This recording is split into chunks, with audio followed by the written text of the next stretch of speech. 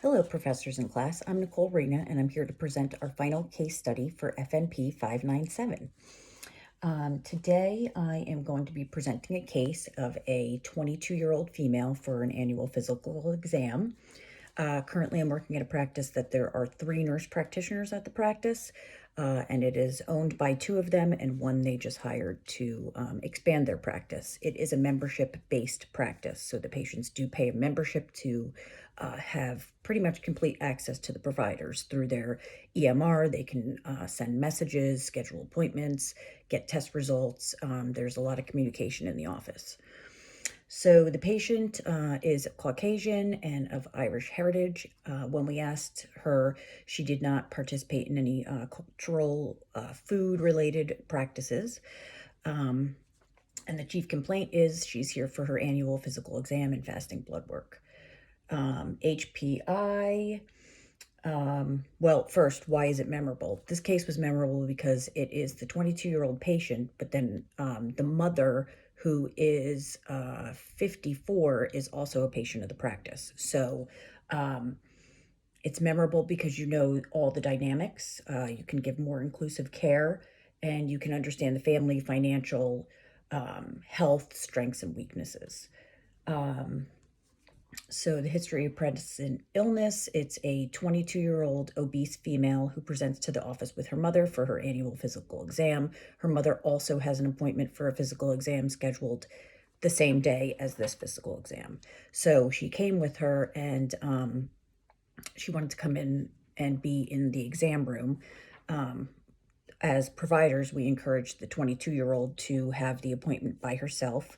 And then we invited her mother to participate at the end of the appointment so she could see inclusive, but we wanted to have a certain time with the patient by herself. Patient's otherwise healthy, but reports she had a recent consult on 9/30, so September 30th, with encouragement from her parents, which have really been pushing her to see Dr. Brown, which is a bariatric surgeon in the area, for initial consultation. And right now, with everything going on with COVID, surgery would not occur till 2021. Also, she has a BMI of 40.1, but she does report an 8-pound weight loss since the initial consultation with Dr. Brown. And through part of the program for the bariatric surgery, they have to meet with a therapist and a nutritionist. So she does report losing weight since eating healthier. Past medical history, significant for anxiety, depression, asthma, polycystic ovarian syndrome, and seasonal allergies. No past medical procedures. I did mention that she's seeing psychology for talk therapy and then part of the protocol prior to surgery. And she's also seeing the nutritionist as far as consults. Medication, she's on a multivitamin, a vitamin C, calcium, with 400 units of vitamin D. Then she was also placed on the last appointment on vitamin D3, 200 IUs, because current research has found that vitamin D status prior to and after obesity surgery is very important. The article that I was reading also said that it worsens with the bariatric surgery. And then obesity problems are inversely related to the lack of vitamin D. So that's important. She also has albuterol, MDI, for her asthma history symptoms. Last menstrual period, last month, 11/28. Family history. So her family history is significant for her father has obesity, hypertension, diabetes. Her mother is well, and she denies any history of family depression, mental health, or suicides. Social history, this is an interesting case to consider. She has never been sexually active, not that that's significant, but at 22, she lives with her mother and father. She's the only child and has an extremely close relationship with her mother. Her mother usually attends all the appointments. She was discussing with us that she says, oh, my mother tells me I need to lose weight. And then when the mother came in at the end of the appointment, she said, I can't believe she lost 8 pounds already with her diet improvement.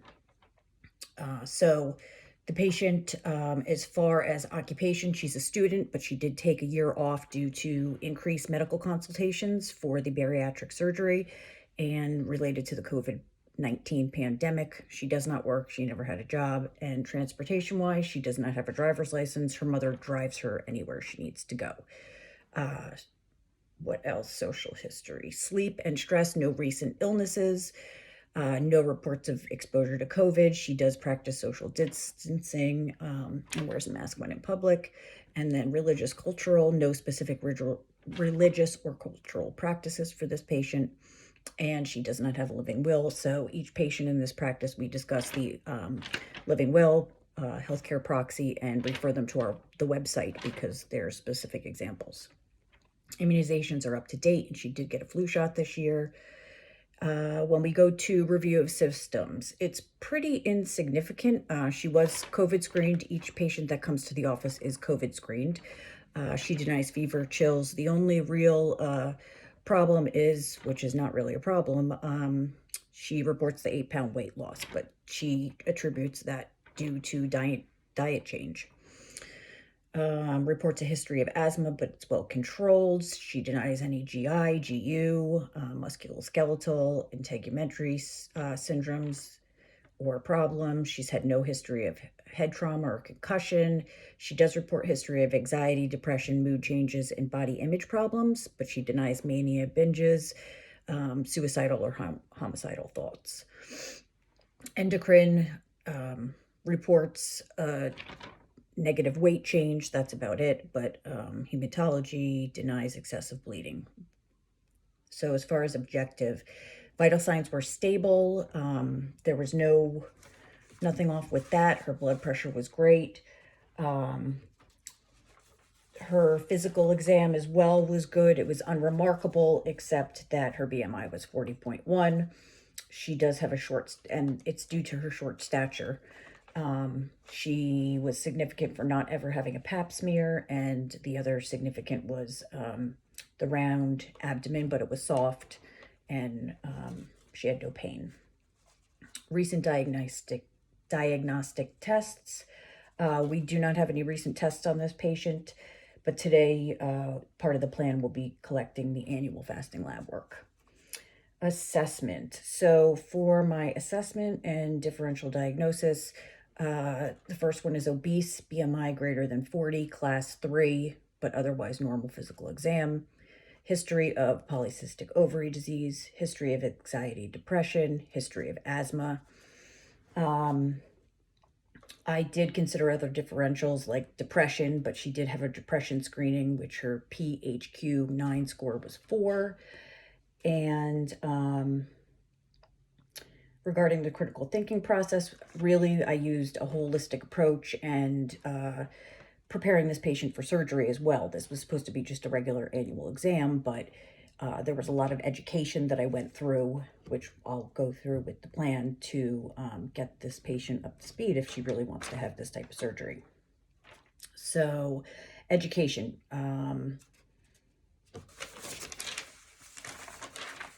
Let's see, education, increase fluids to maintain hydration, which decreases hunger. I also talked to her about exercise and diet, the COVID-19 pandemic precautions, sleep hygiene, sleeping, continuing her consultations with a nutritionist, the DASH diet, because her mother was concerned about the history of high blood pressure. We also discussed that if she does go through with the surgery, this is a major lifestyle change, that she'll need lifelong quality nutritional supplementation. And if it's not taken care of in a disciplined manner, she could have long-term nutritional defects and deficits. I found a current research article on that.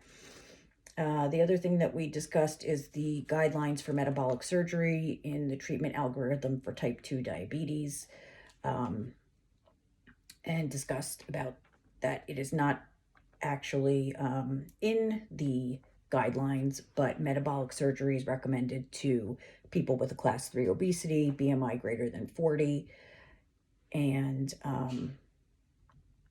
I also discussed with this patient web-based resources. There is a great website, Harvard T.H. Chang School of Public Health. They have a nutrition source with a healthy eating plate. And then, of course, the USDA has Choose My Plate, which is a website to talk about portion control and good things to eat. As far as follow-up, we are going to continue our consult with Dr. Brown, continue her nutrition counseling, continue her therapist appointment, and then follow up with our office in 1 month for weight monitoring and diet, and just to see how the patient's doing. As far as application of evidence-based research, I chose the different therapies and the referrals and the diagnostic approach by following ACC/AHA dietary and exercise guidelines from 2017 for prevention, detection, evaluation, management of hypertension. We also followed the American Diabetes Association Diabetes Care, which was the metabolic surgery treatment algorithm for type 2 diabetes, the joint statement in international diabetes organizations. We used a national other guideline, the PHQ-9 depression screening questionnaire. Other alternatives to treatment surgery. We talked about diet, nutrition, increasing exercise, increasing fluids and fiber, and paying particular attention to there were no specific cultural practices for this patient. As far as a holistic approach, we collaborated with the other NP, of course, the other NPs in the office because the family is known to the practice. And then we collaborated with the patient and the family. We also discussed that there's a registered dietitian in the office and referred the patient to that dietitian as well. Other providers that we also encompassed in this was obtaining consult notes from the nutritionist, her therapist, and her bariatric surgeon so that we could involve all other providers. And then we incorporated special foods or traditions to speak with her mother and she did not have any. As far as Gene Watson's caring process that I considered for the patient, basically I considered all of them. They're all very good, the 10 Caritas processes.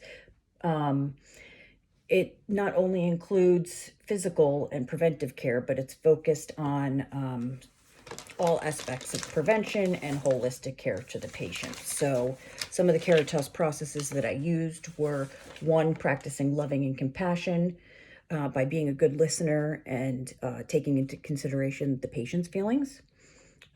Number 2, being authentically present. When we speak to all patients, we have a full hour to speak with them. We sit down. I don't have them sit on the exam table. They're sitting at a regular level chair so that we can have a conversation as equals. And we are authentically present because we're listening and maintaining eye contact. Number 3, also sensitive to self and others. We are providing privacy to her and then also including her parents, and her mother. Number 4, developing sustaining, loving, caring, and trusting relationships. I definitely believe they built this, we all built this relationship with this patient and the family. Number 5, allow expression of positive or negative feelings, which we discussed with her. A big part of this assessment was regardless of what the surgeon says, the therapist says, your family says, it's up to you to decide if you really want this surgery, because this is going to affect you lifelong. And then what else? Number 6, creative problem solving. We used a lot of resources and discussed planning dinners as families, shopping together, and encourage a holistic support system between the family, and using apps and different things to measure caloric intake. We also talked about using a Fitbit to increase exercise. Number 7, interpersonal teaching and learning towards coaching model for expanded health and wellness. Definitely, we're coaching her lifestyle changes and making sure that she has good follow-up. Number 8, creating healing environment. It is most certainly a healing environment. It's a patient privacy. The office is nice. It's clean. It has medical posters and information throughout the whole office. And then 9, assessing with the basic needs, which we did because we discussed guidelines and took a multifactorial approach with the patient, encompassing everything. So this was a great patient experience for me. It was helpful, again, to see the entire family so that you knew all the perspective. That's why I picked this case, because I thought that, you think that the patient's coming in just for an annual exam, and now you're doing nutritional consult, which we usually do, preventative planning, following up with all the other consults, talking about possible surgery to make sure that the patient's okay with that. So I think that we incorporated a lot of great things with this patient, and we will follow up in a month and continue to see hopefully a positive or a negative weight loss and increase self-confidence with seeing the therapist, and also more of a family unit working together for a common goal. So thanks so much. Have a great day.